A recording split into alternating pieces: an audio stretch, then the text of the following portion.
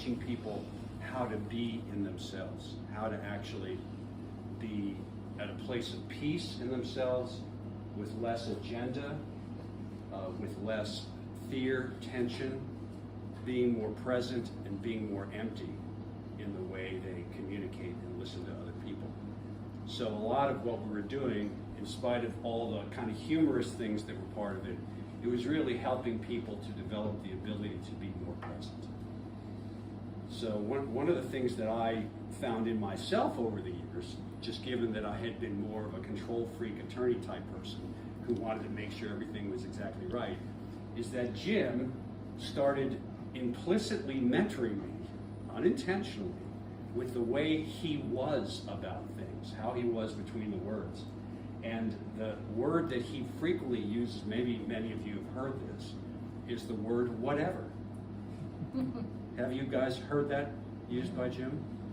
And initially, I had, back then, these thoughts of, what do you mean, whatever? What if they don't show up on time? What if the documents don't get, I was a little more, say, uptight. And Hi. Hi. There's nothing necessarily wrong with that in itself, but I think, speaking for myself, when I get hijacked by having to be a certain way rather than choosing to be a certain way, I'm not fully in my peace and in my power.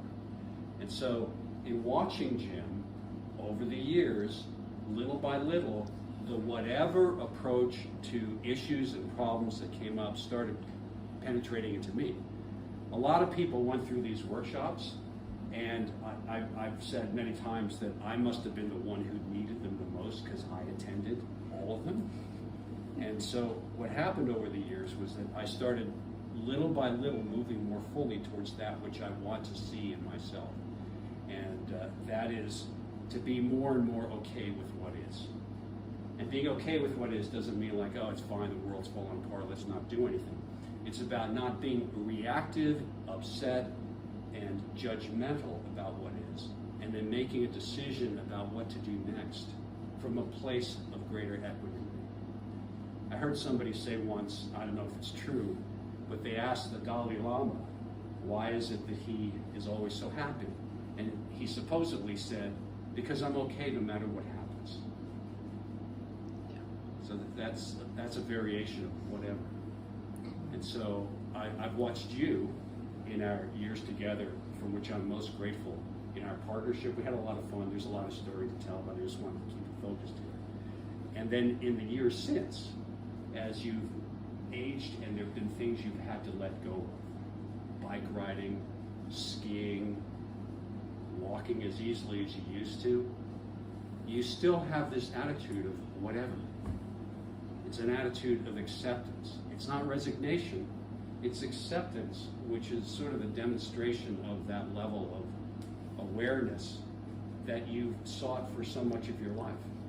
Because the awareness, philosophically and intellectually, is one thing, but when it becomes part of your beingness, as you see in this man, and as I strive more every day, it becomes applied in your life. And so I feel very grateful for the chance to have worked with you, that you invited me into the space, that we got to create this great program, that I got to learn from your wisdom and your grounded awareness and love, generosity, and I'm just grateful to know you and grateful to see you and how much you love him and how much this man deserves all the best.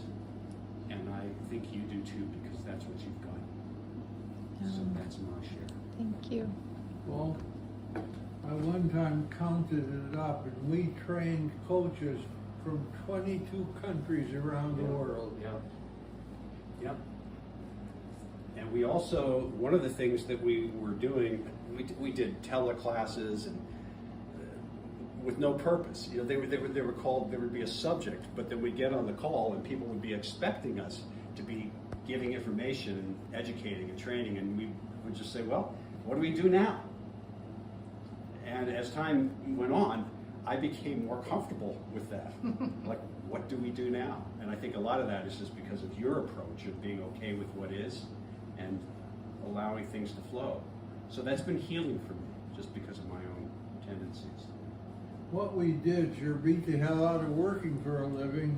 Yeah, it was fun, and it Yeah. was really, it was actually, I consider it sacred work. It was sacred. I can't necessarily say that for the attendees. I mean, people seemed to appreciate it, but it was sacred for me, and I felt like I really, I grew a lot through it, and I feel so thankful that. How many people do you think went through the program? Oh, God knows. Hundreds, I would say.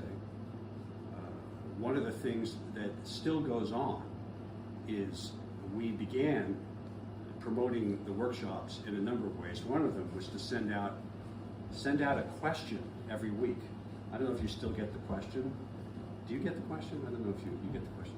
But we thought, instead of a newsletter, which nobody really wants to read a newsletter, who wants to do that, right? There's no time. But we thought, well, coaching is about asking people questions and then listening. So we came up with this idea of sending out a powerful question every week to people. For example, can I find everything I'm looking for if nothing ever changed? Questions that had maybe some cognitive dissonance to it. And so that was partly promoting what we were doing, but it also was communicating a message in line with what we were trying to accomplish in our How many workshop. of those have you done? They still go out every week. We still go out, and a little over 1,000 have gone out. And I calculated that there have been about between 1.5 and 2 million impressions of the question, because there are thousands of people around the world who began getting the questions.